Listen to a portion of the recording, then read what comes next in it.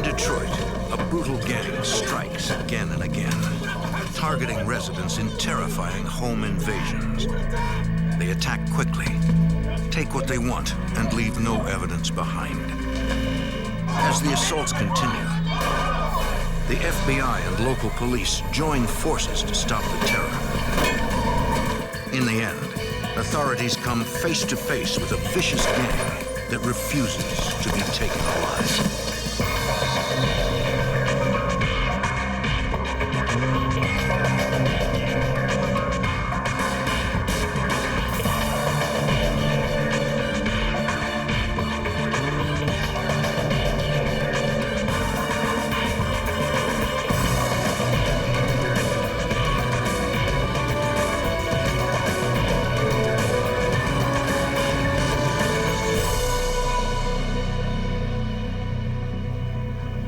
In the 1990s, neighborhoods in Detroit were terrorized by a gang of robbers. Impersonating police officers, they invaded over 100 homes, robbing, raping, and torturing their victims. I'm Jim Kallstrom, former head of the FBI's New York office. The extraordinary number and sheer magnitude of these home invasions stunned authorities. As residents feared for their lives, agents teamed up with local police to take down this sadistic gang.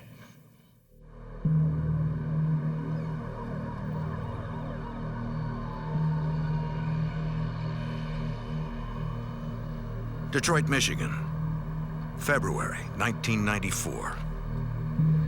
In some neighborhoods, narcotics trafficking is a way of life, and drug busts by the local police are routine.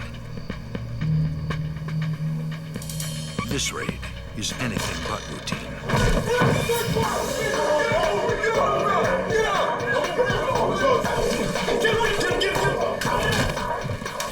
The men ask the resident where he keeps his drugs and money. He refuses to talk, confident that police officers would never hurt him. You're the police, you can't shoot me.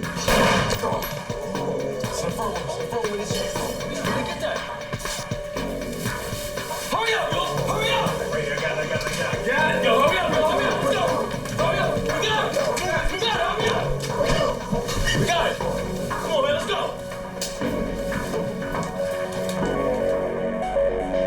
The man calls police and reports that officers broke into his home, assaulted him, then stole money and jewelry.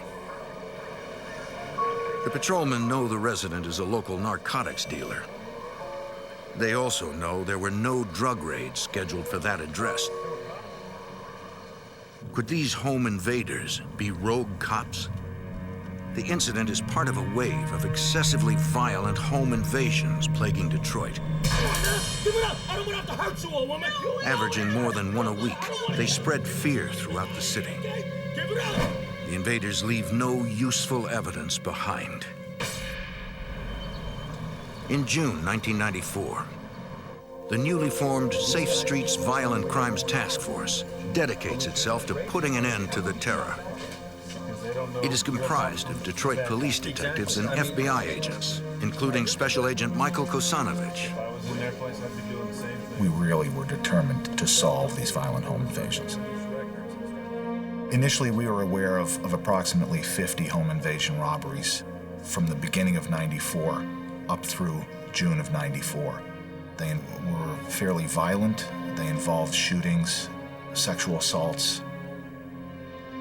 Investigators begin by searching for connections between the numerous invasions.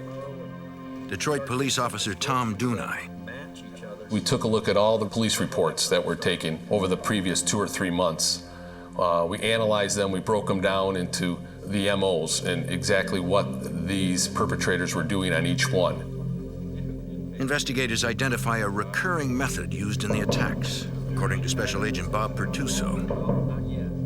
The gang used a dynamic approach that law enforcement officers use when they execute a search warrant or make an arrest to gain quick entry into a home and then take control of the occupants. They all wore masks and they were all armed with semi-automatic pistols, assault rifles, MAC-10s. Based on this consistent MO, The task force suspects that a single group is committing most of the invasions.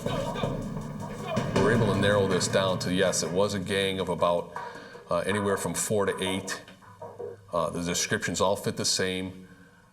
Their MO was the same. Everything was the same on almost every home invasion. To gather more first-hand information, investigators re-interview the victims of the home invasions. Stan, you had some excitement here the other day. They learn that most of them are involved in narcotics trafficking. FBI Special Agent Michael Kosanovich is not surprised that dealers are reluctant to talk. They don't want to reveal the fact that they were selling drugs or conducting illegal activity out of that residence. Detective Sergeant Tom Barry tells the dealers that the task force has no interest in busting them for narcotics. People are getting raped, they're violent. We don't care about the drugs. We need your cooperation. About 90% of the time, the drug guy come on board, you come on our team and say, hey, I deal my drugs, I know that's not right. I'll tell you what I know about this case. Pose a gun at me and I'm like, he's a cop, you know.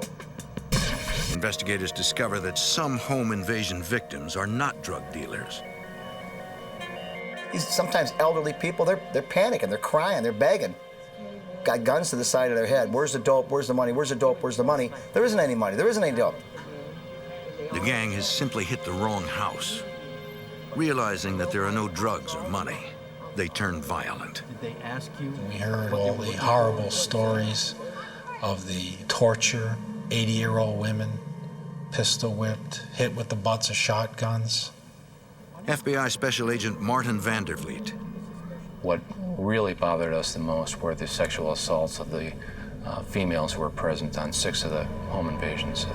One in particular, a mother and her 15-year-old daughter, were raped simultaneously by 2 members of the home invasion group. Just the look in their eyes, the fear, their anger that was very controlled, but yet was all inside their body. You could just feel it with their body emotions.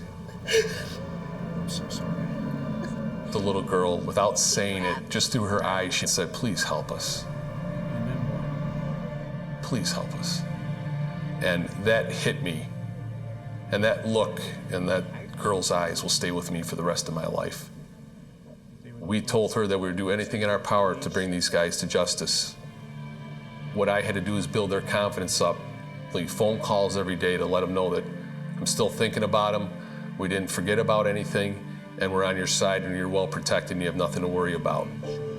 The fright that was in them will always be there, but they knew they had the full cooperation of the Violent Crime Task Force on their side. Skinny. Concerned that the home invasions are executed like a police raid, the task force confronts the possibility the gang is made up of law enforcement personnel. We check to see any recent officers that have been fired from the job, maybe were accused of illegal use of narcotics, because this was all revolved around narcotics, you know. So you would check, you know, any ex-narcotic officers, and there was nothing. Investigators quickly recognize that the escalating level of violence in these cases indicates that law enforcement is probably not involved. In our experience, police officers aren't going to go that extra step and fire shots into a house or go rape a victim, things of that nature. It's usually go in and rob, go in and knock the door down, get their whatever they need and run out. So in the beginning, we had to look at that, but then we had to eliminate that as more and more as the home invasions were occurring. It got more and more violent. We realized that it wasn't police officers or ex-police officers. The biggest problem with these subjects acting as police when they committed these home invasions was that they jeopardized legitimate police officers. If a victim has been robbed before by this gang, and then the police show up another time to execute a search warrant legitimately, they may start shooting or try to harm the police officers. So what we need to do is start going through. Now that investigators have a clearer idea of what they are dealing with, they begin their efforts to identify the members of the gang.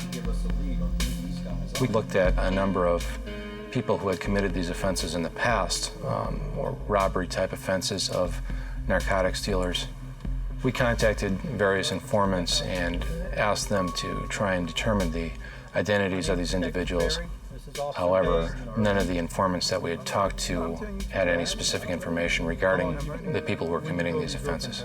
A couple of hours ago.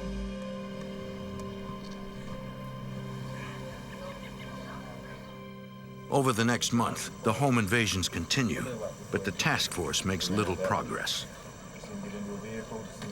Every home invasion in the city of Detroit, where people went in posing as officers, we, the Violent Crime Task Force, would respond to it. So we got first-hand information, try to get a feel, are these our guys, are these not our guys, why are they or why are they not? Investigators carefully process each scene, but can find no evidence. Everything we did, we weren't getting lucky. We needed a break.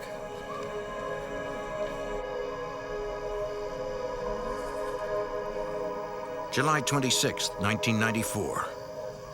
Nearly 2 months after the investigation began.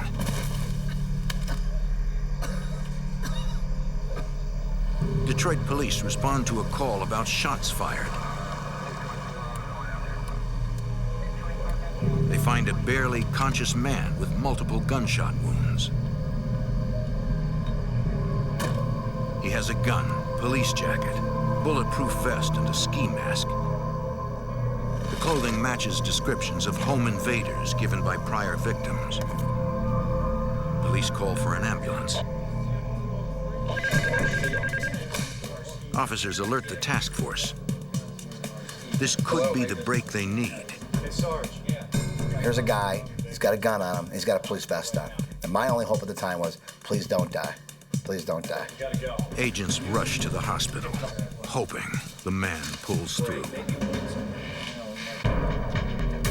In Detroit, a joint FBI and police task force tackles an epidemic of violent home invasions perpetrated by an elusive gang who uses police-style tactics. Authorities get a break when they find and arrest a critically wounded man who they believe is part of the ring.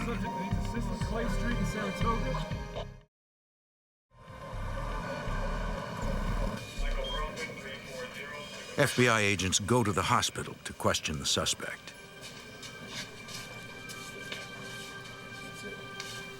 Fingerprint identification reveals that his name is Dwarte Garrison. You wake up for us a little bit? FBI Special Agent Martin Vandervliet. He was in pretty bad shape at the time, having been shot 3 times in the arm, the leg, and stomach. Don't talk to us. We're not going to be able to do anything. He said he was aware of some robberies which had occurred, but he didn't want to go into specifics at that time. Special Agent Michael Kosanovich remains hopeful. We were encouraged by the situation, by our analysis of his emotional status, and the fact that we felt he's probably at some point going to cooperate if we can work this right, if we can talk to him and reason with him. At Detroit Police Headquarters, the task force discusses strategies for persuading Garrison to cooperate. When the suspect's name comes up, Detroit officer Al Page recognizes it. He says he knows his family, and it even once held Garrison when he was a baby. To Detective Sergeant Tom Berry, this is an extraordinary stroke of luck. Now, what are the odds of that? So not only did he get shot and didn't die, we got one of our officers that knows him. This couldn't be any better. Investigators return to the hospital, and Officer Page exploits his relationship with the suspect's family, hoping to cajole Garrison into cooperating. The ploy works. Garrison agrees to talk in exchange for immunity from prosecution. He admits that he is in fact a member of the home invasion gang, and explains that his shooting was the result of an invasion that went terribly wrong. One of the occupants of the residence had seen them, said something, and they had fled. They believed that they could come back and successfully commit the home invasion the next night. However, the occupants of that residence were ready and waiting for them.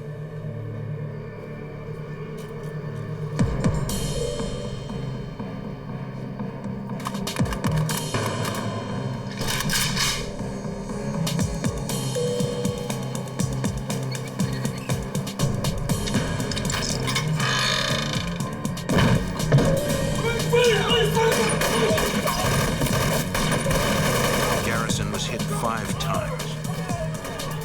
The gang fled, leaving the wounded Garrison to fend for himself. Special Agent Bob Pertuso. And that was the difference between these criminals and law enforcement.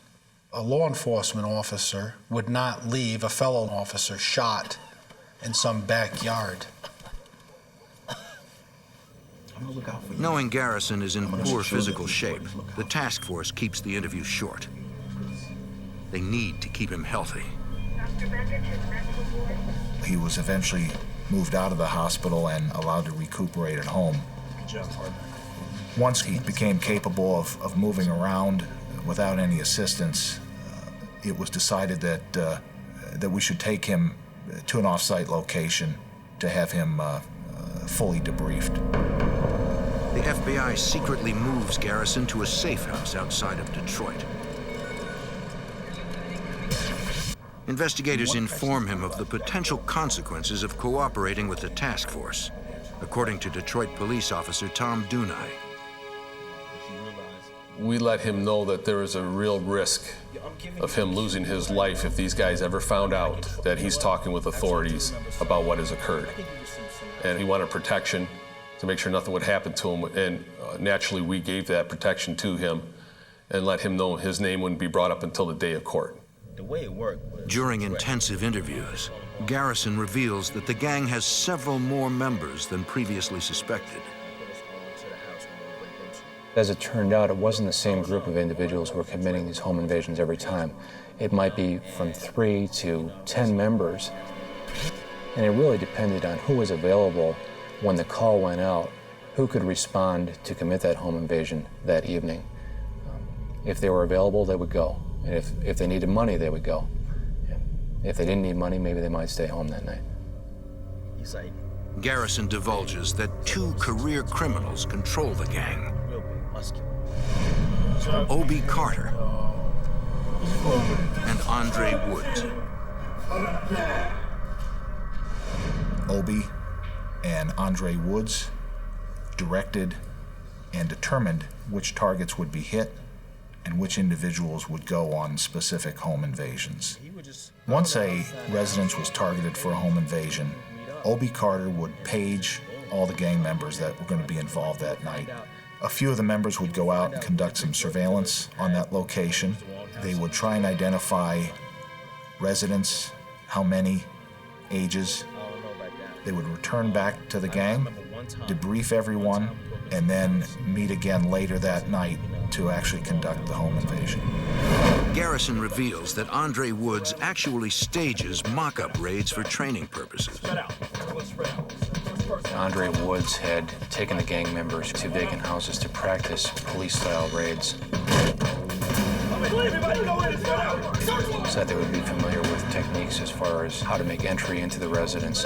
They would enter just as the police would enter to secure it. Once the residents are neutralized, the gang interrogates the victims. According to Garrison, Woods is extremely violent. He rapes some of his victims and tortures drug dealers when they won't talk. A lot of times, if the victims would not tell them where the money or the drugs were, they would physically beat them or shoot them until they were willing to provide that information. Garrison describes one home invasion in which the gang tortured an elderly drug dealer. They put the guns to him. Where's the dope? Where's the money? I don't know what you're talking about. I don't know what you're talking about. They shot him in the leg. And he's in agonizing pain, and they're just hammering him again. And they didn't want to kill him. They wanted him to tell them where the drugs and the money was. Shot him again in the leg and said, "Hey, MFer, where's the drugs? We know you got the drugs. We know it's here. Where's it at? Give us, or you're gonna die, you're gonna die, you're gonna die." And they shot him again. They told him where it was at. Got their money, got their drugs, and they're on their way. Once a home invasion was complete, they would return to the predetermined location.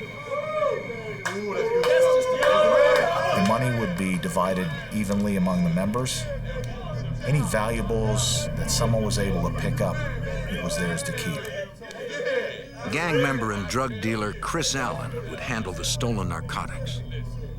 Oh, this is prime weed It was Chris Allen's responsibility to take those drugs out on the street, sell them, get the money for those drugs, and divide it evenly among the members.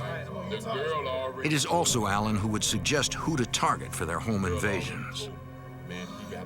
Allen provided a lot of intelligence to the gang members as far as who would be good people to rob.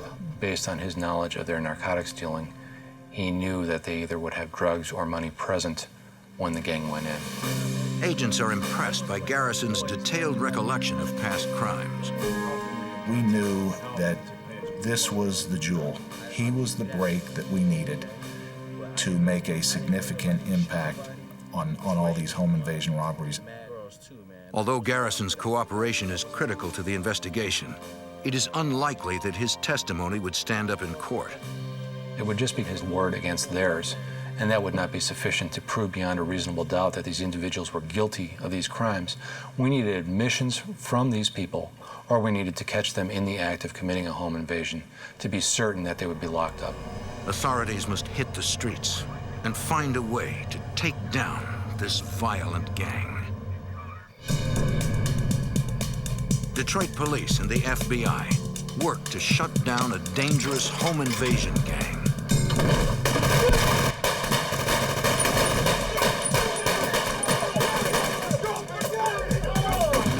They get a major break when a gang member is found shot and begins cooperating with the investigation. Those are all the names I know.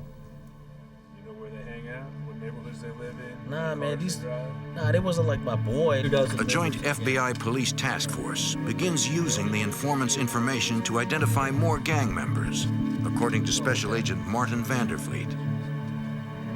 A lot of them had criminal histories that matched up with what was occurring. We felt they were likely involved in this based on that.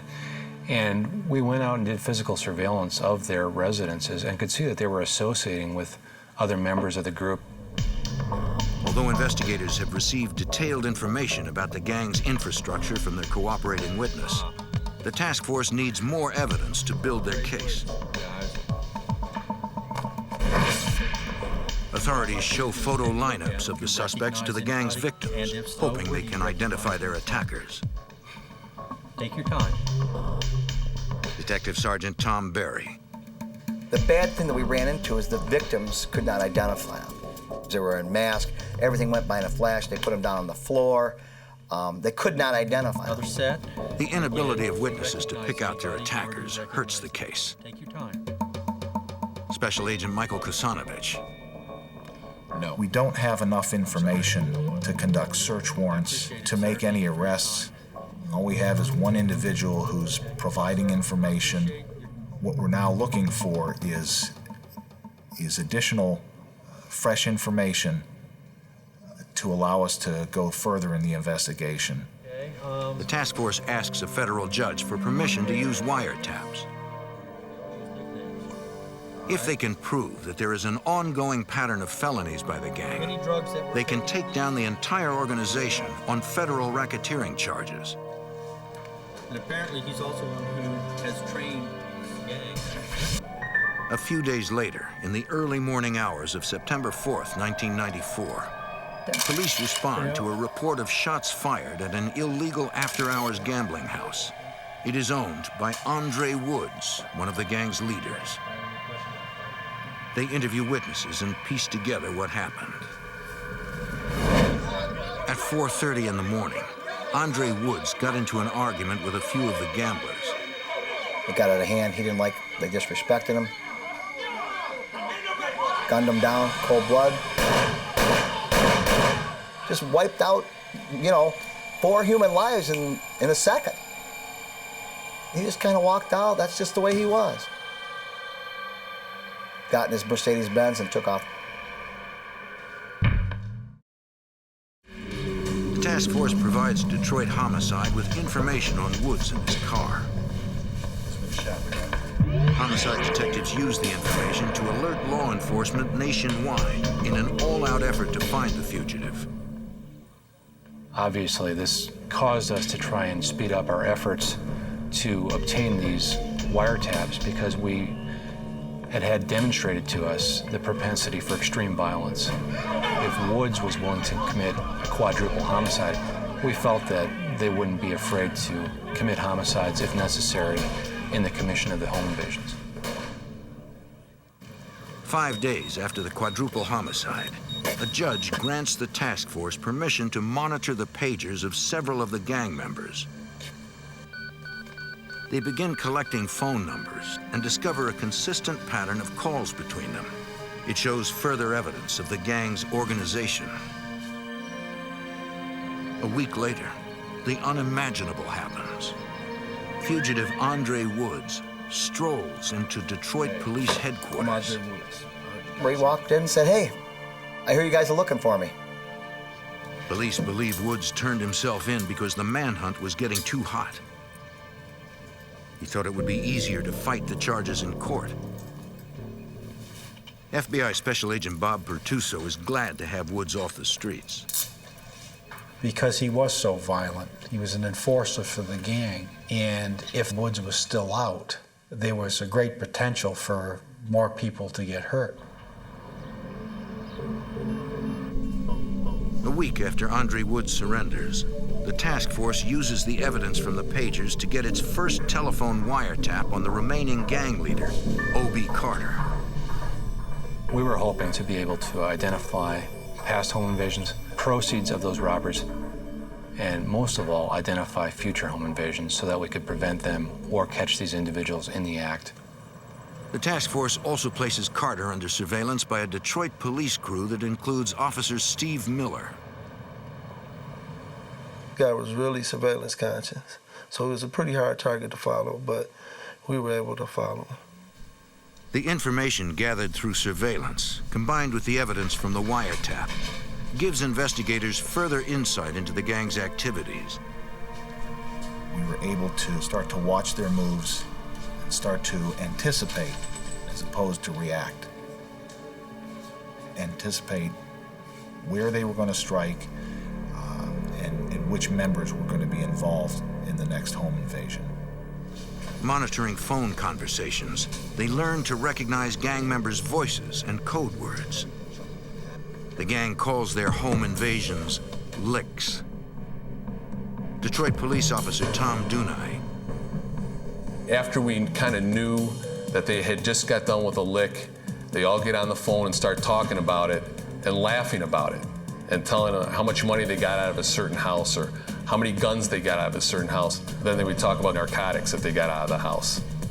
From these intercepted details of the crimes, investigators are able to connect the gang to specific home invasions. They weren't very descriptive, but they were descriptive enough where we knew what they were talking about, what they got out of the house. So we were able to match that up with the reports of the victims stating to us what was taken from the house at the time of the home invasion. But it is still not enough. We didn't know specifically which individuals in that group had committed the home invasions. We still needed more information, and we really wanted to catch them in the act of committing a home invasion. One night, a surveillance officer is watching a home where gang members are meeting. Suddenly, an unmarked Detroit police car pulls up. Before surveillance can radio a warning, 4 plainclothes officers jump out and head in the direction of the gang house. Dispatch tells surveillance that the 4 are working on another case, looking for a possible fugitive at the house next door. The officer is worried that the violent gang members don't know it.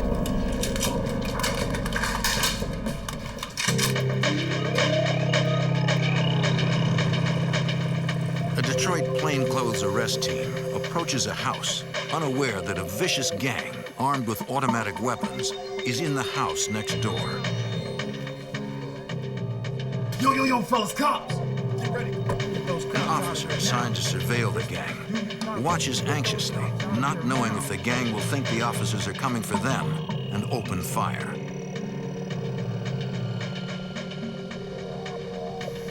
After a few tense moments, the officer is relieved to see no indication of a gang response. All right. Go ahead, play cards, man. Go ahead, man. Take your time. Later, The joint FBI police task force investigating the gang monitors a wiretap on a gang leader's home. Detroit Police Detective Sergeant Tom Berry learns the gang did in fact know the arrest team was outside. Apparently they were getting ready to do a home invasion, and a police car pulled up. Home invaders don't know why these cops are out there. They thought they were coming after them. On the wire, what they said is that those cops would have came in here, we would have killed them, just killed them all. That made the hair on our arms stand up. Detroit police officer Tom Dunai is even more determined to get the gang off the streets as soon as possible. We started getting enough evidence on these guys via the wiretap that we decided that before somebody actually gets killed here, we need to do something quickly. But investigators need direct evidence of the gang committing a crime to ensure convictions under federal racketeering statutes. Taking care of the warrants? Special Agent Bob Pertuso. Okay, great.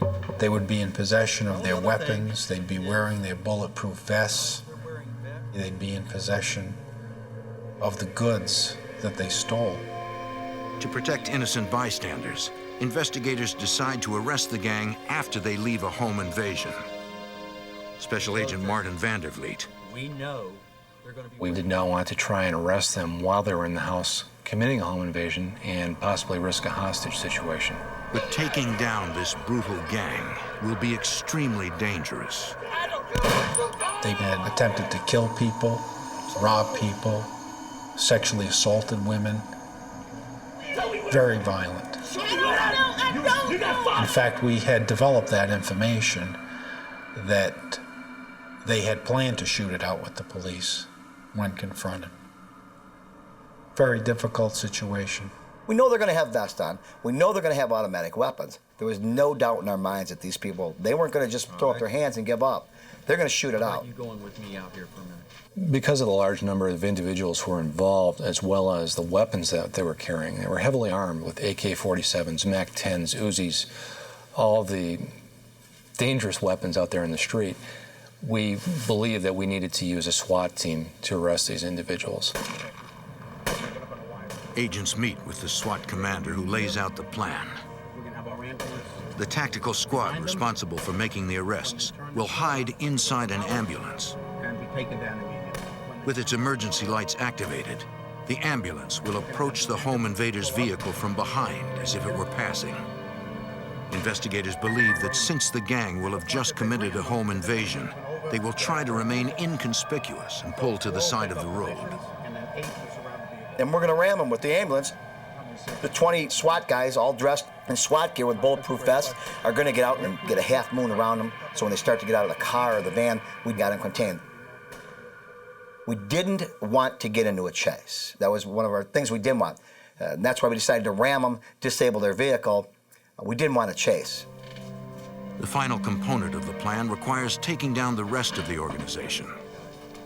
We knew from past experience that only certain members of that group would be involved. It wouldn't be the whole group. So we had other police persons ready to make arrests at other locations for whoever was not present during that home invasion, as well as to execute 6 search warrants.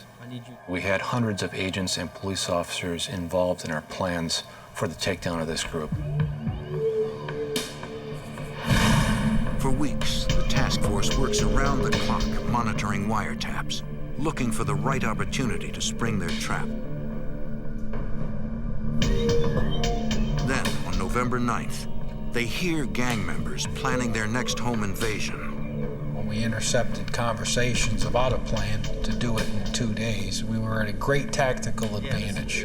We had our federal search warrant signed, we had the assignments to conduct the searches, and of course the tactical people were actually going to handle the arrest. Unfortunately, gang members don't mention where the home invasion will be. We don't know where yet. The next day, surveillance watches 2 gang members drive through a neighborhood as though scouting for a potential target. The task force now believes they know approximately where the home invaders will strike. Police headquarters, November 11th. With the home invasion only hours away, Deadly serious. the task force goes over the plan with team leaders one final time. Their intent... To underscore the danger the officers face, they play a tape recording of the gang's threat to kill police. We played that tape for the people who are going to take these people down later on. This is the real deal. We're not playing with these people. These people aren't playing with you. They have no hesitation of killing a police officer. And you can just see the officers just intently staring. This is real. These guys are going to kill us.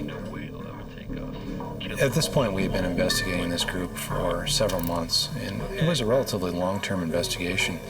And I think most of us on the task force wanted to conclude it, wanted to get them arrested. So we were pretty excited. I think the adrenaline level was pretty high, and we really were expecting that this was going to be the conclusion.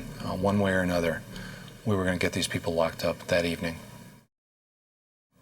SWAT gives Officer Steve Miller and the rest of the surveillance teams armor-piercing ammunition for their handguns in case the takedown becomes a gunfight. We knew these guys wore the same kind of armor we wore, you know, exact same stuff in there, and we knew that they were shooting armor-piercing rounds out of their weapons. So, you know, we had to try to at least be on level par with them. That evening, surveillance observes the home invaders traveling in 2 cars. They drive to the area they drove the day before. Everybody's tightening up. They drive by the house and they leave. Well, they don't do the robbery. So we're thinking, what the heck's going on? FBI Special Agent Martin Vandervliet follows the gang from a distance. We didn't want to get too close because we didn't want to risk these individuals seeing police in the area and possibly aborting their raid. The home invaders enter a dark alley and suddenly cut their headlights. They disappear into the darkness, making it impossible to tell whether they parked or continued through the alley. We're not panicking, but where the heck are they at? Where the heck are they at? Police cannot move in for a closer look without potentially blowing their cover.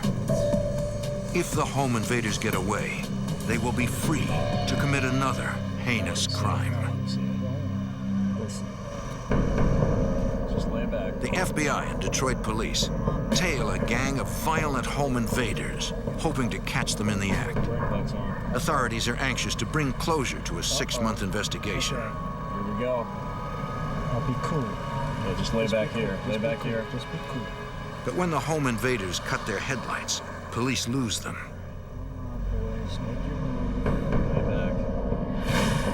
Minutes later at the operations center, Detroit Detective Sergeant Tom Berry learns from 911 that the gang has struck again. Home invasion just happened. 6 guys in masks dressed as police officers. They robbed the wrong house, got nothing out of it. We got 2 victims that are both almost 70 years old. Can't identify. Since the home invaders did not steal anything, investigators decide not to make any arrests. There's simply no evidence to tie the gang to the crime. We can't prove our case, so we sit and we wait. Agents and officers scour the area looking for the home invaders.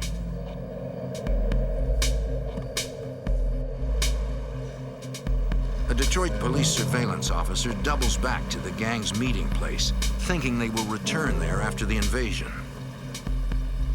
When he arrives, he sees them coming out of the house, dressed in their raid clothes and getting into a van.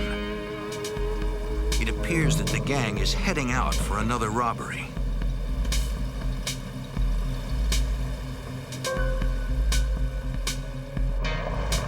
When gang members are dropped off at a house, Miller is right behind them. I ducked into a nice little parking space where I could see the front of the house and I could see the van. I adjust my mirrors, you know, and get in my surveillance mode. Finally, authorities are in position to actually see the home invaders commit a crime.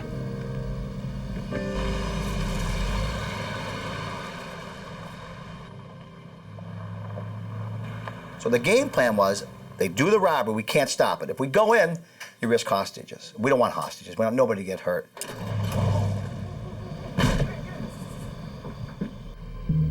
Suddenly, Officer Miller notices the home invader's van creeping up behind him. My heart starts pounding, you know, I'm like, this guy saw me.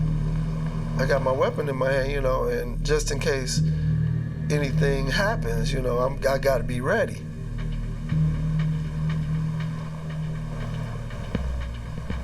He just cruised by me. The van pulls up to the house. These guys came running out, just all kind of stuff in their hands, and they all jumped into the van. With a confirmed invasion, the task force puts their arrest plan into motion. Now we're ready to go. Now we're going to take them down. We turn it over to the SWAT team.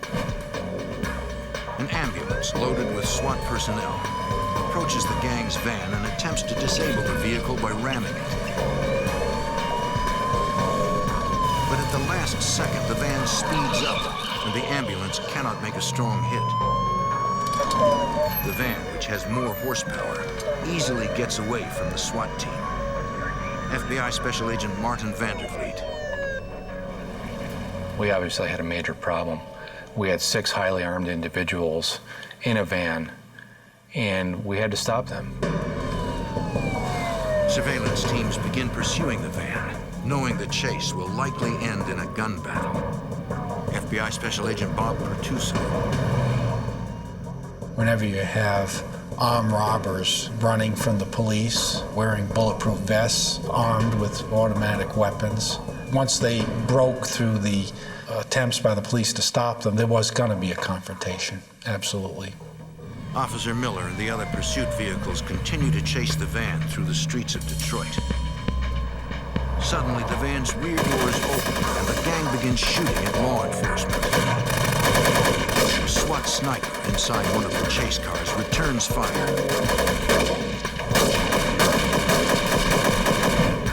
At police headquarters, Officer Tom Dunai continues to monitor the chase. It was amazing because of what had happened, how controlled the officers were in the street. There wasn't any panic, but people were screaming shots are being fired. We even heard gunfire over the radio. That's how strong it was. And in my heart, I was scared for the officers at that point. Just stay with them. The chase continues for several miles. Then, inexplicably, the van stops. 4 guys bail out the van. They're firing at me, and I jump out my car, and I fire one shot. I get one shot off of my 9mm, and it jammed. Natural instinct was just, these guys aren't getting away. Let me chase these guys.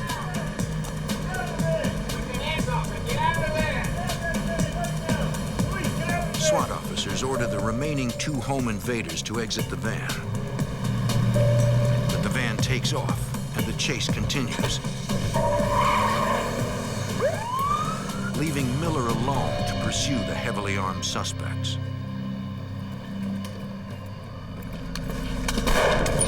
It was like I could feel the bullet going by. To this day, I can't explain to you why I didn't get shot.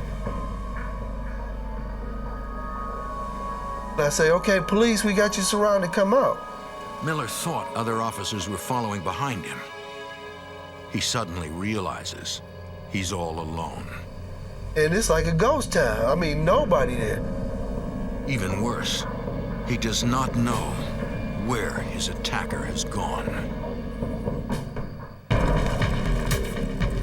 The FBI and Detroit police engage in a running gun battle with a violent home invasion gang. Officer Steve Miller narrowly escapes an ambush. When backup arrives, Miller begins searching for his attacker. We start going up eastbound on Pasadena, just checking. Sure enough, get about 5 houses up, and this guy is laying face down. So I'm like, okay, get up, get up. And, he wasn't moving, kind of lifeless, so I reached around the field, to see if I could get a pulse from him. He's dead. He's dead. He's later identified as Obie Carter, the gang's leader. The subsequent autopsy concludes that Officer Miller's first shot, an armor-piercing round, punctured Carter's bulletproof vest and fatally wounded him.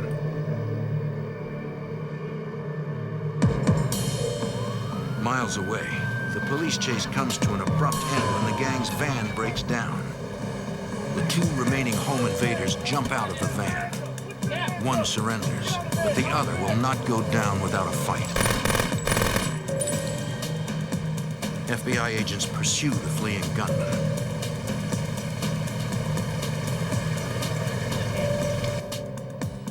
Searching down a dark alley, Special Agent Bob Pertuso sees a dark shape and carefully approaches.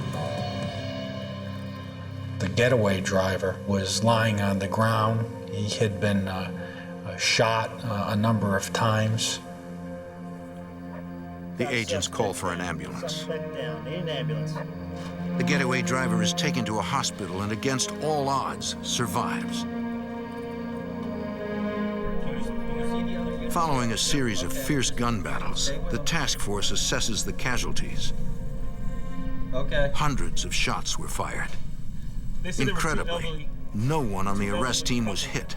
In their 70s. Our plan worked. Unknown or injured. Did not anticipate the high-speed chase and the violent confrontation, but it happened. It was dealt with effectively. Okay.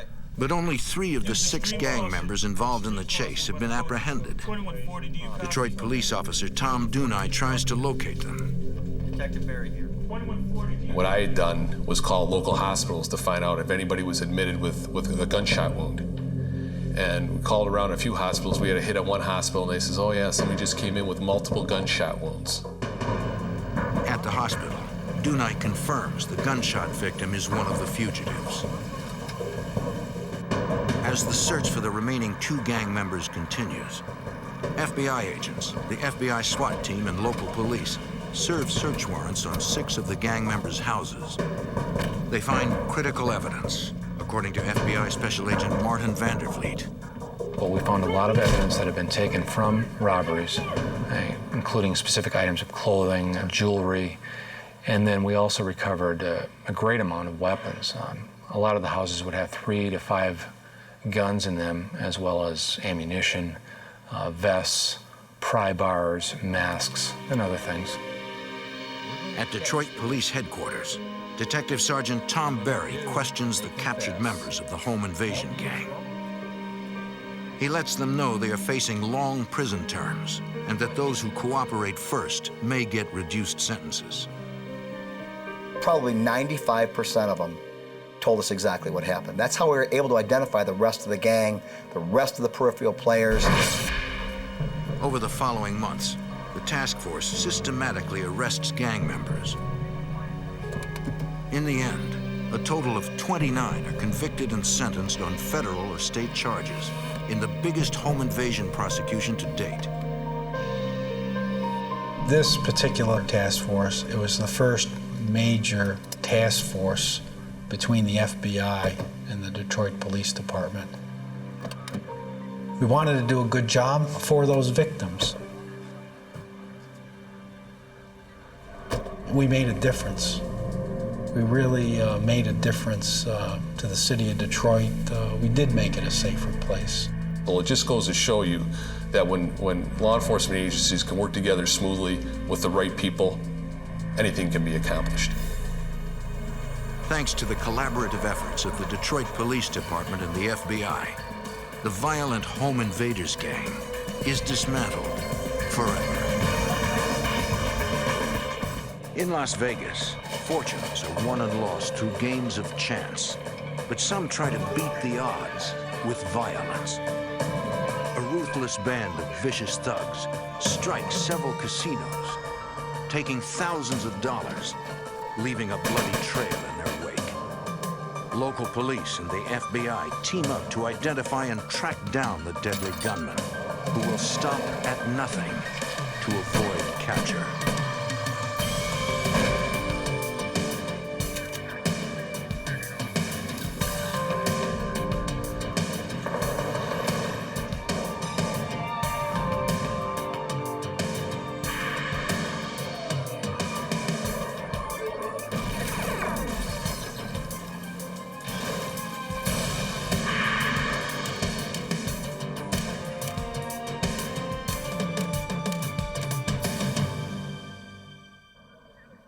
It's the kind of story that Hollywood films are made of. Brazen armed robberies of Las Vegas casinos. But this was no movie. I'm Jim Kallstrom, former head of the FBI's New York office. They were a gang of criminal masterminds. They carried automatic weapons and were not afraid to use them. With each and every new heist, they became bolder and more deadly, until the FBI stepped in, determined to end their violent rampage.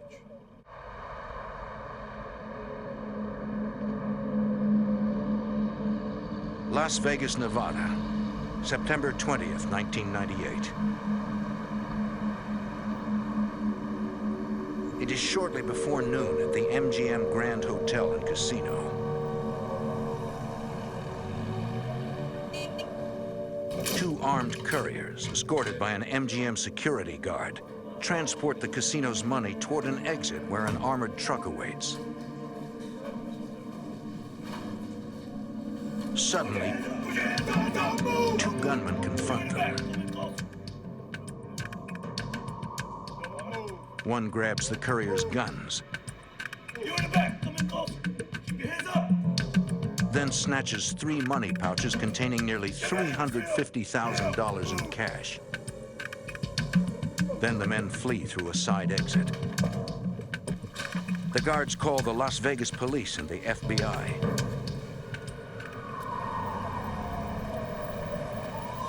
Detectives and agents respond to the casino and interview the guards, who give investigators a rough description of their assailants. Any kind of logo on the jacket? Not that I saw. Okay. It was two Latinos. I'm pretty sure it was Latinos. What kind of guns were they? They were not The robbers left no physical evidence at the scene. Right. Two semi-automatic weapons. Right. They were standing like right here, I guess. The MGM, like all Las Vegas casinos, has a vast network of security cameras. FBI agents review video of the crime.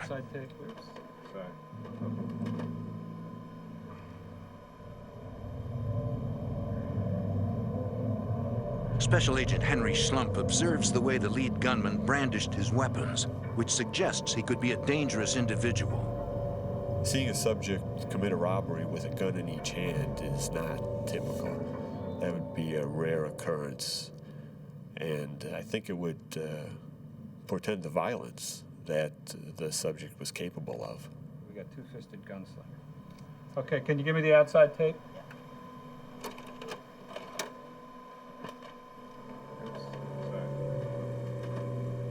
They go directly out to the sidewalk and down the street. Agents also watch footage captured by the hotel's exterior cameras, which reveals that the robbers fled across the street toward a neighboring hotel. Investigators go to the Hotel San Remo and review surveillance video from their exterior cameras. They see the robbers get into a pickup truck driven by a third man. Stop. But the video cannot provide a viable lead, according to FBI Special Agent Castle Nishimoto. The quality of the film wasn't as such that we could make out exactly the numbers on the plates. We had a few partials on the numbers, but we couldn't see the whole plate. We could only read the first 3 numbers, but we couldn't get the 3 alphabet letters after that.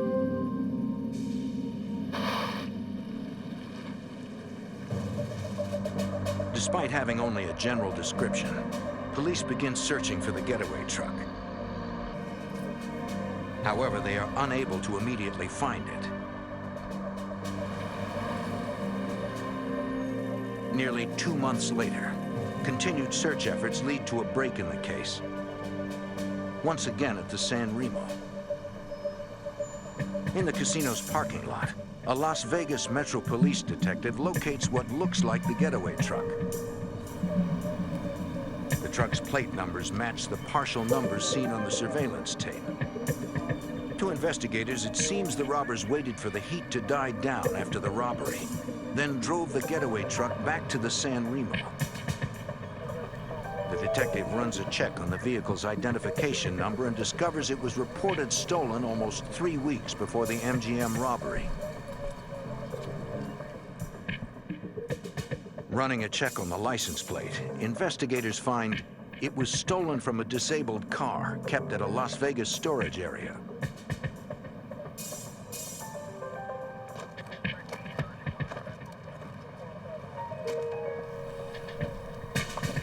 Can I help you? Yes, sir.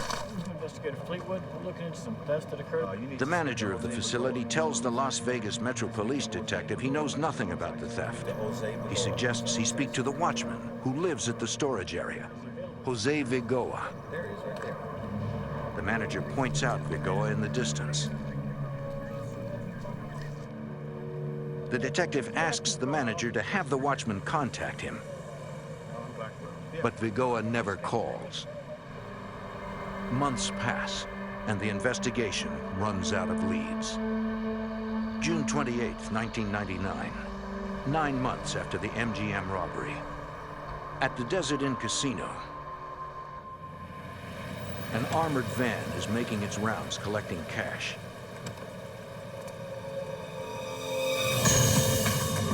Two gunmen confront the guards. The guard inside the van is hit in the arm. His partner returns fire, but is hit 3 times in the leg. Through their training, the guards know to aim for the chest. Their bullets slam into the gunman, but the shots fail to stop them.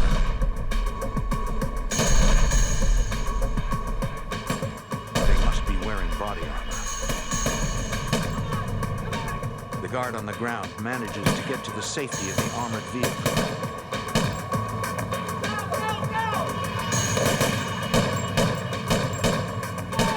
The van's driver heads to a nearby hospital.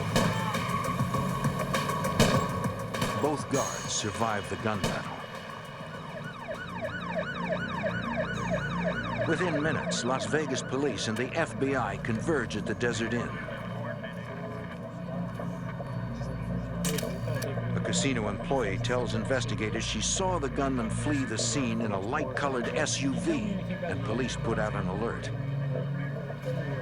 FBI Special Agent Richard Beasley studies the crime scene. My initial impression was that it was a very bold attempt to take an armored car.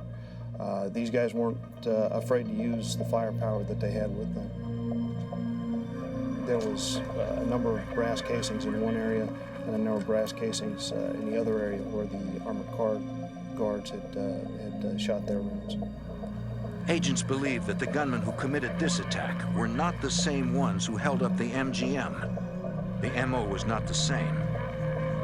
In the investigators' experience, criminals rarely change their MO if it has worked in the past. FBI Special Agent Brett Shields. They were successful at MGM indoors, waiting for the guards indoor. The Desert Inn is outdoors, like they're trying to get the whole truck.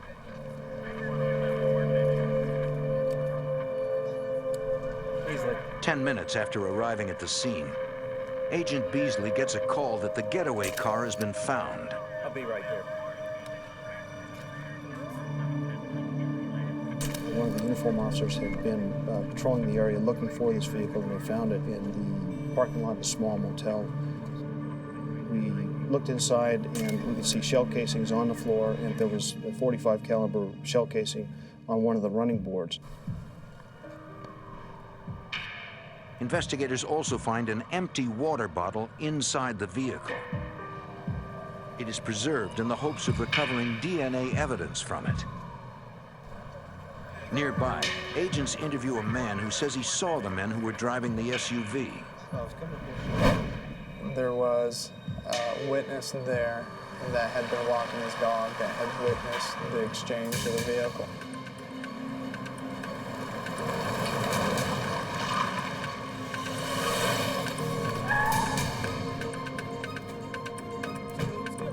One robber goes to the back of a pickup truck, simply threw a bag in the back, made a loud noise, what we think is the guns.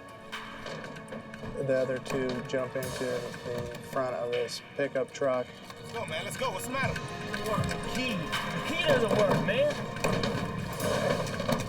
Let's go. Go back. They were having difficulties actually getting the vehicle started. The witness then saw the two men frantically working on the steering column. What do you mean the key doesn't work? What do you mean the key doesn't work? Come on, hotwire something. He didn't know whether they were messing with it to hotwire it or what. Finally, the pickup roared to life and the men took off.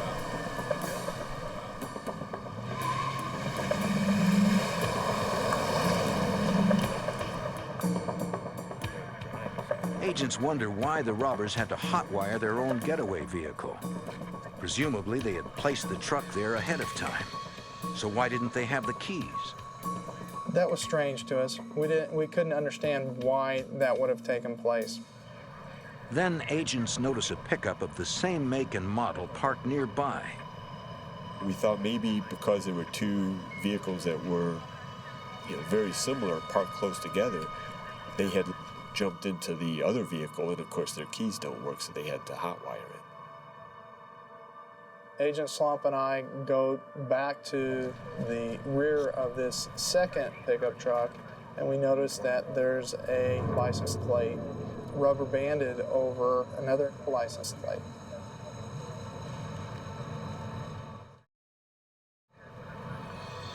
The FBI runs the vehicle identification number on the pickup and discovers that it belongs to an ex-con named Pedro Dwarte. The crime scene investigator finds fingerprints on the top license plate. Investigators run the prints and discover they belong to Dwarte. This suggests that Dwarte rubber-banded the stolen plate to his own pickup. At the request of FBI agents, the witness agrees to describe the three men he saw to a police artist. Investigators hope that composite sketches will aid in identifying suspects. The next day, investigators travel to Pedro Duarte's house to ask him about his truck. So I had the composite with me, and when we go to knock on the door and Pedro Dwarte comes to the door, it's like, holy cow. Dwarte bears a close resemblance to the man in the sketch. Mind if we come in and talk to you for a moment? Sure.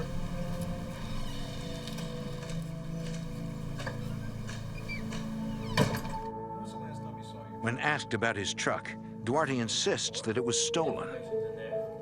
Police records show that it was in fact reported stolen, but that was hours after the attempted robbery at the Desert Inn. His story was that he and his wife had had personal problems, and so he went down just to walk the strip. So he had parked his vehicle and was just walking up and down the strip, and that he had fallen asleep on a bench. Dwarte claims that when he woke up, his truck was gone. You know, just nonsense. None of his story was true. He's just cocky. Cocky as cocky can be. And his English was fine until we started getting to the harder questions, and then no habla. Dwarte suddenly claims he cannot speak English.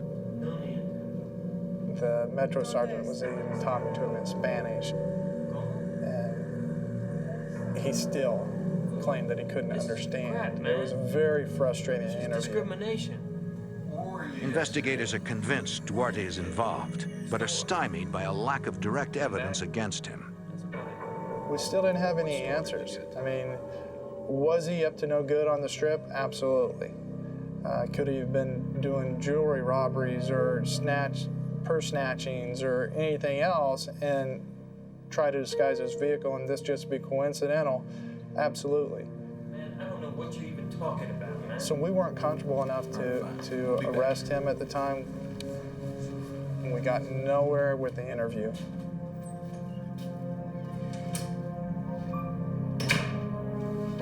Hoping to get a positive identification on Dwarte, Agent Shields shows a photo lineup to the only witness who has seen the faces of the Desert Inn robbers.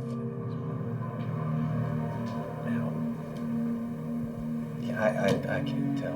And our witness did not pick him out of a photo lineup. So we had to go back to other means, trying to identify his associates, his money trail.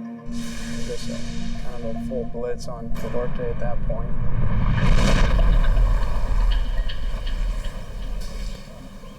In an effort to gather any incriminating evidence against their suspect, investigators set up surveillance on Dwarte.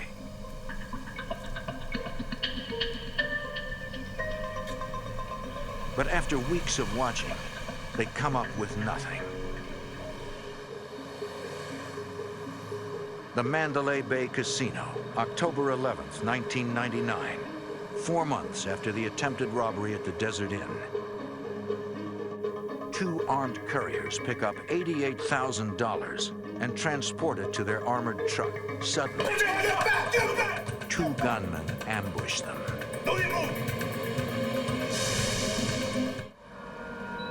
In the fall of 1998, 2 gunmen execute a brazen robbery inside Las Vegas's MGM Grand Casino, taking almost $350,000.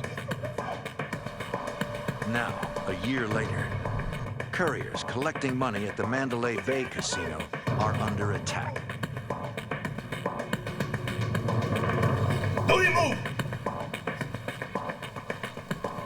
The robbers quickly disarm them and flee with $88,000 in cash. Let's go, let's go. At the FBI's Las Vegas field office, agents review the surveillance video of the robbery. Special Agent Brett Shields suspects that the gunman who robbed the MGM committed this robbery as well. When we saw the manner of how this robbery had taken place at Mandalay Bay, there was a lot of similarities. The way the approach was made, the way the weapons were held, weapons in both hands, arms extended, and it did trigger some thoughts that the MGM and the Mandalay Bay are connected. We've been working on this for a long time. Investigators pore over the case, searching for any clue that might have been missed. Special Agent Richard Beasley. Brett Shields and I were in the office. We were talking about the case, what we could do to develop additional leads, make sure all the leads that we had been covered. And I'm looking over his shoulder and I recognize the name on there. Vigoa is the watchman at the storage facility that detectives never got to interview. And at that time, it kind of lights went off for me that I told Agent Beasley, hey, if this is actually Jose Vigoa, then, you know, that's our guy. Jose Vigoa. Who's that? Agent Shields has a history with Vigoa. I had arrested Jose Vigoa in 1990. That was one of the first arrests that I had made as an FBI agent. In 1990, the FBI was investigating Cuban immigrant Jose Vigoa for cocaine trafficking and went to a storage facility with a warrant to search his unit. As they're entering to go do the search, Jose Vigoa speeds away. An agent is standing in front of the gate and he actually tries to run him over.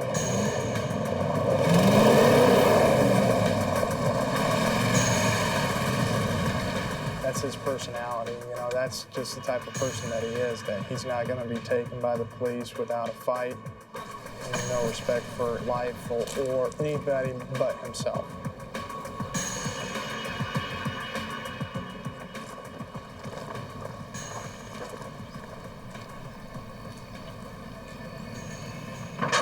Investigators checked Vigoa's storage unit and found a scale covered with cocaine residue and his fingerprints. He was later convicted of drug trafficking and assaulting a federal officer. He served 6 years in prison for his crimes.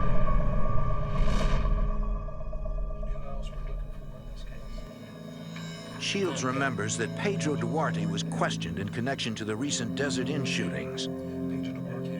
Dwarte is Jose Vigoa's brother-in-law. To investigators, it now seems that the 2 robberies inside the casinos are connected to the attack outside the Desert Inn. They all appear to be the work of one group of robbers. Agents decide to show Vigoa's probation officer the casino surveillance video to see if she can identify any of the robbers.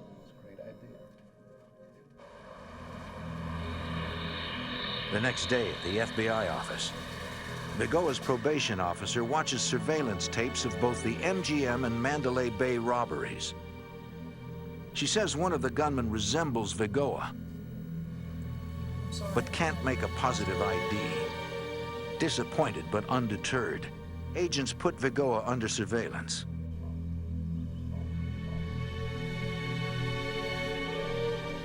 According to his probation officer, Vigoa earns only $10,000 a year and lives in a shack at the storage facility where he works.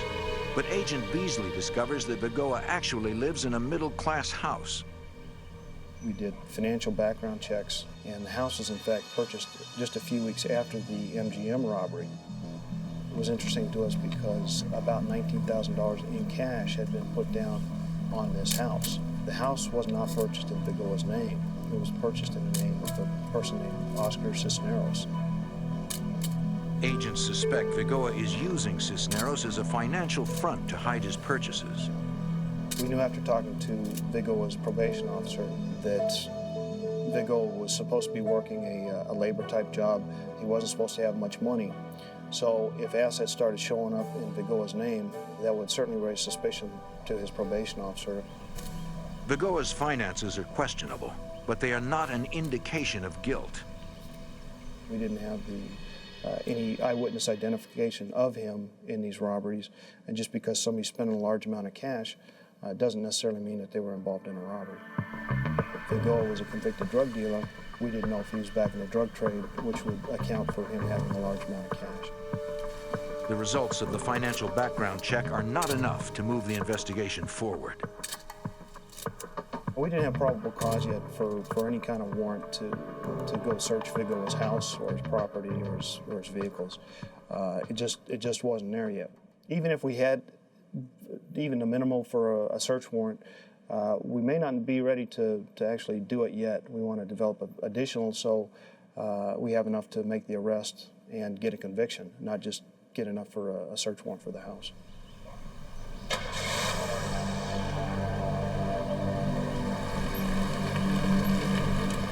Agents continue to watch Vigoa.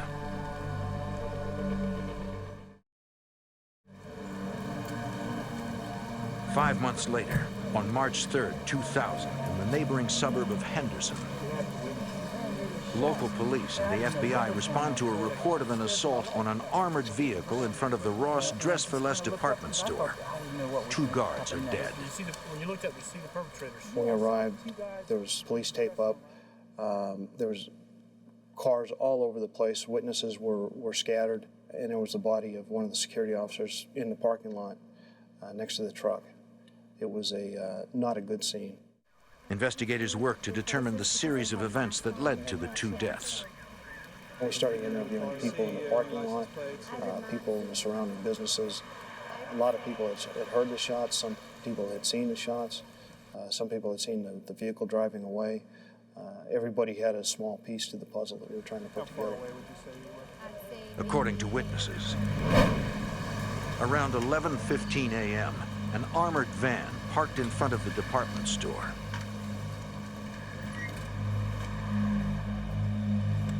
One guard went inside to pick up the store's deposit, passing between 2 minivans which witnesses reported seeing parked there since early that morning. When the guard returned with the money, the gunman pounced.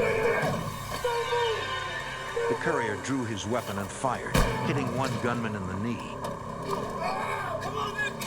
But another gunman opened fire with an assault rifle. The guard died almost instantly. The gunman's fury was then leveled on the van's driver.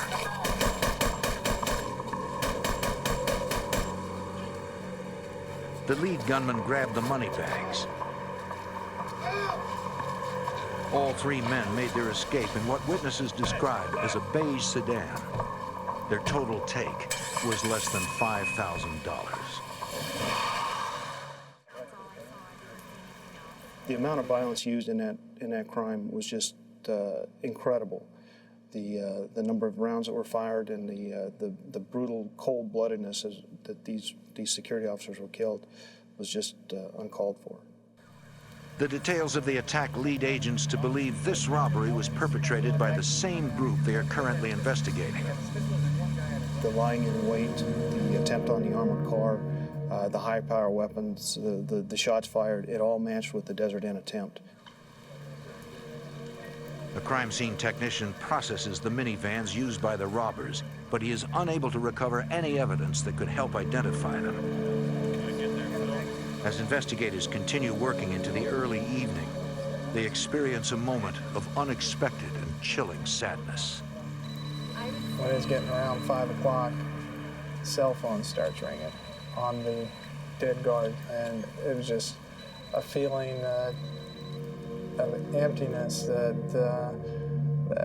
it's kind of every cop's nightmare, you know, that you're not coming home that particular night, and then your wife or your significant other is calling, wanting to know where you're at and why you're not home. The phone kept ringing, and everybody wanted to pick up that phone and talk on the other end. It was just a bad feeling. Investigators at the scene decide to join forces to track down the killers. We formed kind of an ad hoc task force within the FBI, Henderson Police Department, and Las Vegas Metropolitan Police Department in order to identify the group of individuals who were doing these crimes. Everybody's goal was the same, to try to catch these guys. But without any evidence implicating their suspects, they will need to move quickly if they are to capture them before they strike again. In Henderson, Nevada, a group of heavily armed robbers continue their violent rampage with an assault on an armored van, killing 2 guards in a hail of gunfire.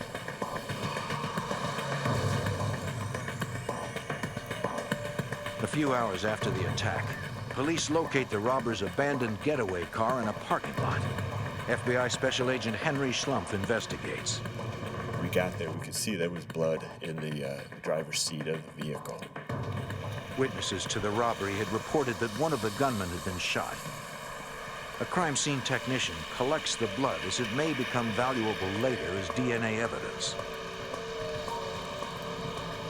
Agents run the plates on the getaway car and the vans left by the killers at the scene of the robbery and find that they were all stolen from a rental car lot. The task force is unable to definitively identify suspects in the robbery, but they are confident it is connected to a string of similar heists over the past 18 months. Those crimes have been tied circumstantially to ex-cons Jose Vigoa and Pedro Dwarte, Vigoa's brother-in-law. But without any hard evidence implicating the pair, the investigation stalls. June 3rd, 2000, 3 months after the Ross killings, the Bellagio Hotel and Casino. It's shortly after 6 a.m. Casino employees are counting money in the main cashier's cage. There's a robbery!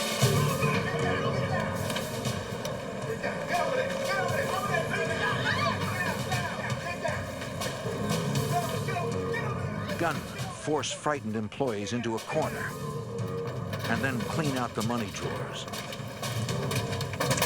Don't move!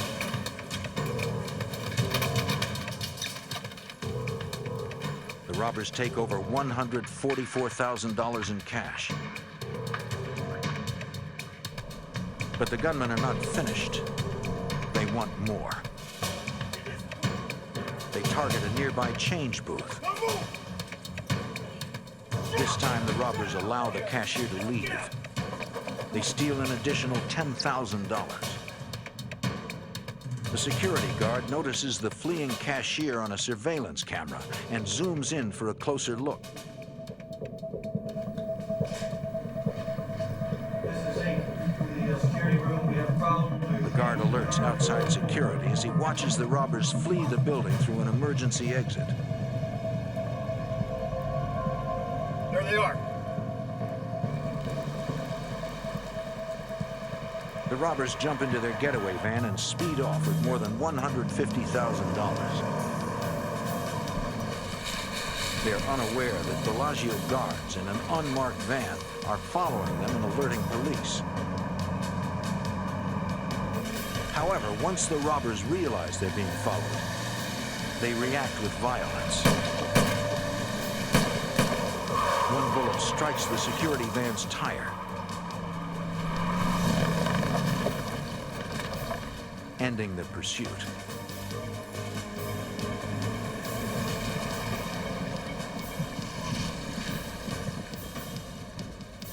Fortunately, none of the guards are injured.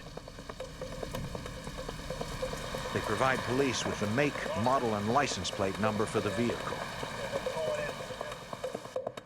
When FBI Special Agent Brett Shields hears the details of the heist and the robbers' violent escape, he is convinced it is connected to their suspects. It shows the mentality of these guys that they weren't going to get taken. They were going to shoot it out, they were going to run, they were going to do everything they could to get away. At the Bellagio's security office, agents ask Jose Vigoa's probation officer to watch surveillance video of the crime, hoping for a positive ID.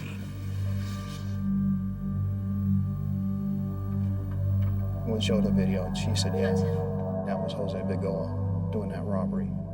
Sure. I'd swear to it in court. This is the break agents need to bring in Vigoa. They obtain an arrest warrant, but they worry that this ruthless killer will not be taken down without a fight. In Las Vegas, the FBI has finally identified ex-con Jose Vigoa as the suspected leader of a violent band of robbers who has already killed 2 people.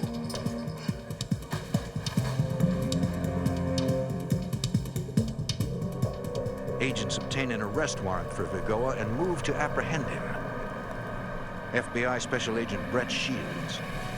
They had a vehicle in front. The Metro SWAT team was going to pull up, exit the vehicle, and take him down at gunpoint.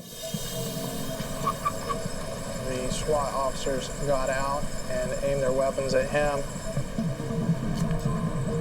FBI, get out of the car now! I pulled around the SWAT vehicle. He and I we're side by side, and I'm actually showing him my credentials, and he's acting like, who are we? And the vehicle in front of him wasn't close enough to his vehicle.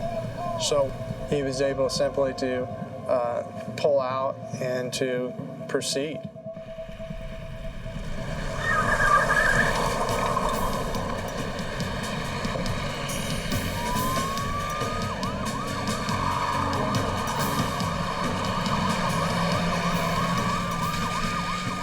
Chase is extremely dangerous, reaching speeds in excess of 100 miles per hour.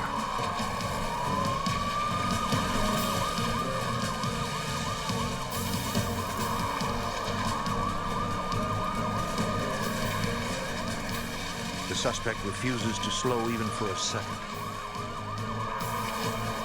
After a few miles, Vigoa loses control of his vehicle and hits a tree. He exits the vehicle and flees. He's gone. He's jumping over fences. He's going.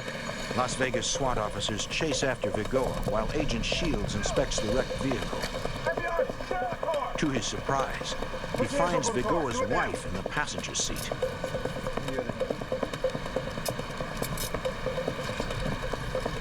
She's taken into custody, but is later released when investigators determined she was not involved in her husband's crimes.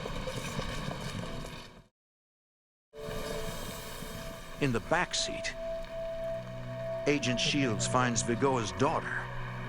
His wife is in the vehicle along with his little girl. Total disregard for them. Doesn't care that he's leaving them to face the police and all the weapons that's going to be drawn on them.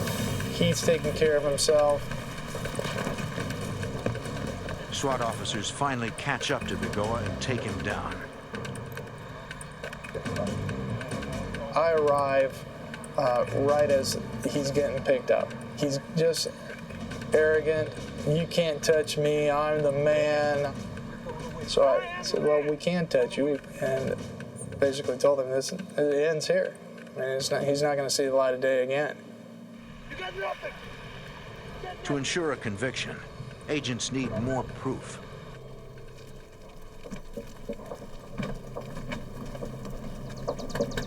Police, open up! It's the police, open the door! Armed with a search warrant, they enter Vigoa's house and find nearly $100,000 in cash, but no evidence directly connecting him to any of the robberies. With Vigoa in custody, FBI Special Agent Richard Beasley moves in on Oscar Cisneros, Vigoa's financial frontman. We needed to talk with Cisneros about the assets that were in his name being used by Vigoa. We identified ourselves and told him that Jose Vigoa had just been arrested for the Bellagio robbery and that we needed to talk with him about his relationship with Vigoa and these robberies that have been happening in Las Vegas. I told him that we also wanted to search his house, and Oscar said, that's fine, I'll talk with you and you can search my house. Good, thanks. So right there on the hood of my car, he executed a consent to search form, which gave us his permission to search his house. Yeah, you can go ahead and come on in. Investigators search while Agent Beasley and a Henderson detective question Cisneros. Appreciate you bringing us in here. I wanted to ask you about this house and this guy. Look, I've known him for a long We time. talked with Oscar about his relationship with Vigoa, about the assets that had been put in Cisneros' name on behalf of Vigoa, and where the money had come from in order to purchase those assets. Cisneros told us that he was just doing a friend a favor. It wasn't his money, but he wanted to help his friend out. We asked him if he had any contact with Vigoa in the last several weeks. He said, yeah, Vigoa brought over some money a few days ago. He didn't know where the money was from, didn't know how much it was, and it was kind of in repayment for him being a good friend to put these assets in his name. Agent Beasley pressures him, but Cisneros says he knows nothing about any crimes. Again, he was very calm, collected. He claimed not to know anything about anything. He was just trying to work hard and pay his bills and support his family and just live a normal life. In the bedroom, investigators find a box full of cash. Suspicious, but not incriminating. A lot of hundreds, 50s, 5s, 10s. So, where did you get this from?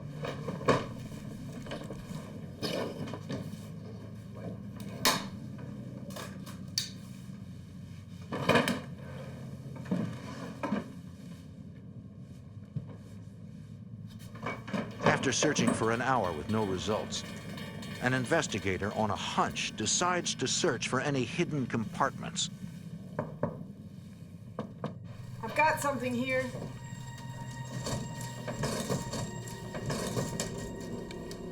And uncovers a motherlode of evidence. Ammunition, body armor.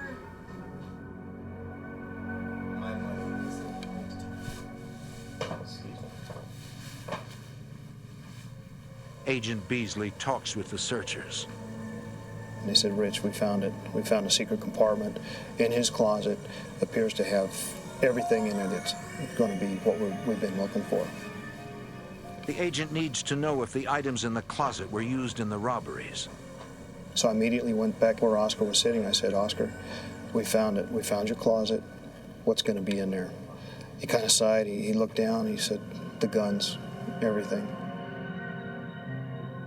So at that point, I knew that he was going to be more of a player than what I thought he possibly could have been.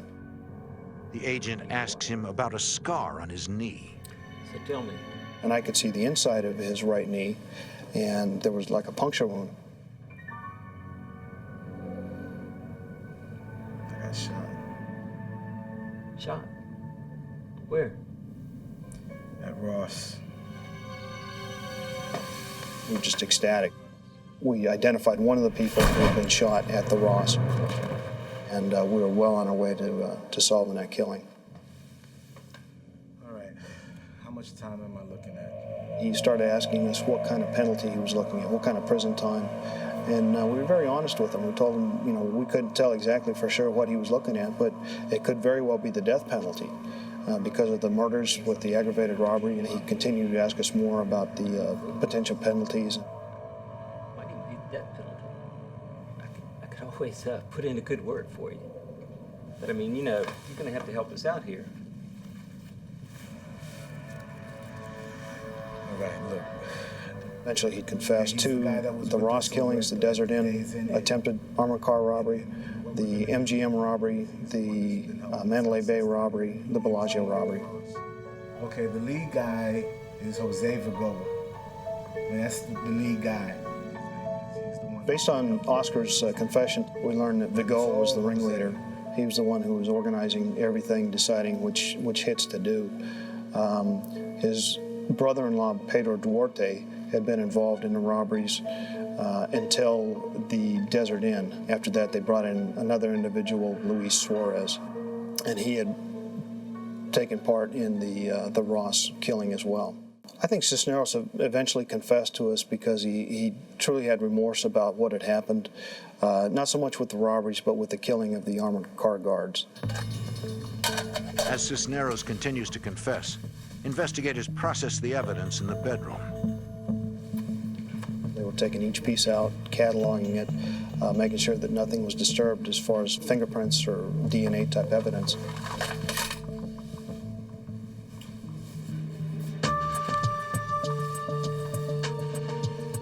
Toward the end of the search, they'd found what appeared to be pipe bombs in there. They were 4-inch black PVC type pipes with some type of circuit board attached to them. Investigators confront Cisneros about the bombs, asking if they are real. And Oscar said, no, not really. Didn't really give us a warm feeling that we could rely on what he was telling us. He said, I'm going to ask you one more time. What are these things? He said, oh, we were just playing around. You don't really have to worry about them. It was that point, because of the vagueness of the answers, that we decided to go ahead and evacuate the house and the surrounding neighbors.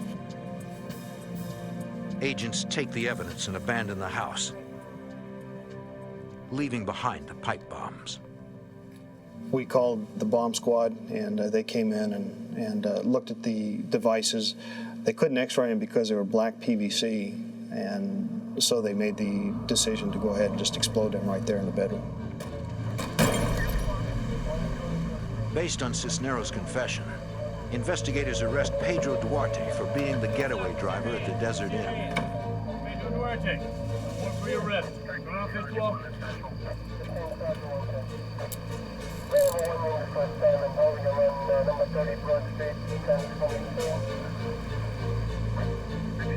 Investigators move to arrest the final robber, Luis Suarez, but he has fled the state.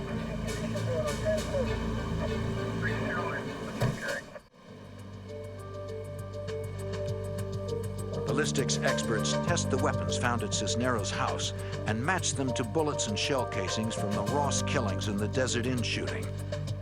Experts also find critical evidence against Vigoa. We found Vigoa's fingerprint on one of the bullets inside one of the magazines that was in Cisneros' closet. Prosecutors hold Oscar Cisneros at the Clark County Detention Center and intend to use his testimony at trial against the other robbers. We felt like it was a pretty tight package. We had Cisneros' confession, we had all the physical evidence for the guns and the money and the clothing that we'd found in the closet. So we felt like it was coming together very well. But one event would put the entire case in jeopardy.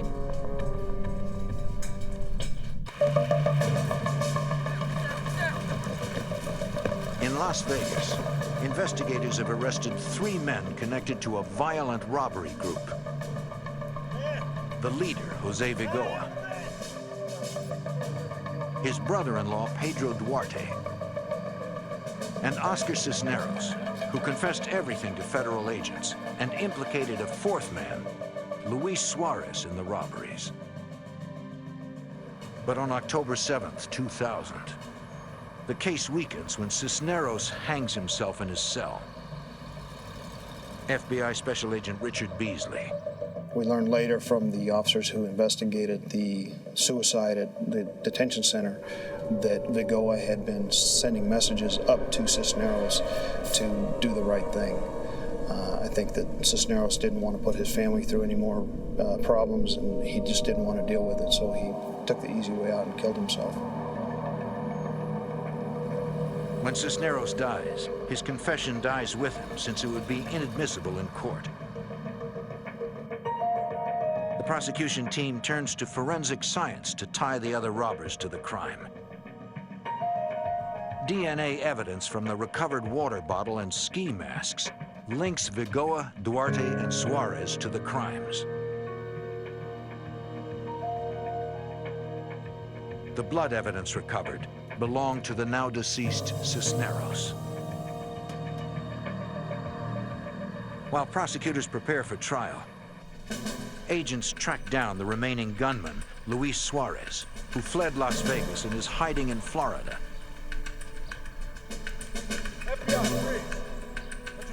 FBI Special Agent Brett Shields. We went down to Florida, discredited all his alibis, and then he was ultimately arrested for this crime. In the fall of 2003, 5 years after their spree of robbery and murder began, Suarez, Dwarte, and Vigoa go to trial in Las Vegas. Luis Suarez plea bargains to 1 count of armed robbery and receives a sentence of 6 to 15 years. Pedro Dwarte takes his chances at trial and is convicted of 2 counts of attempted murder and other charges. He is sentenced to 16 to 70 years. In order to avoid the death penalty, Jose Vigoa pleads guilty to 2 counts of first-degree murder and 44 other charges. He is sentenced to life in prison without the possibility of parole. It took the combined efforts of 3 law enforcement agencies to bring this vicious gang of robbers to justice. This case was solved not by the FBI, but by the cooperation between the FBI, Henderson Police Department, and Las Vegas Metropolitan Police Department. It was just a great feeling to be able to wrap up a case like this. Obviously, there were many victims, not just the security officers who were killed, but their families and the people inside the casinos and the people who were traumatized watching these armored car robberies go down and the casino robberies. There's a lot of people really shook up over this, and to take these guys out of the mix was a very good feeling. And the next time someone threatens the safety of the citizens of Las Vegas, local police and the FBI will be there to stop them.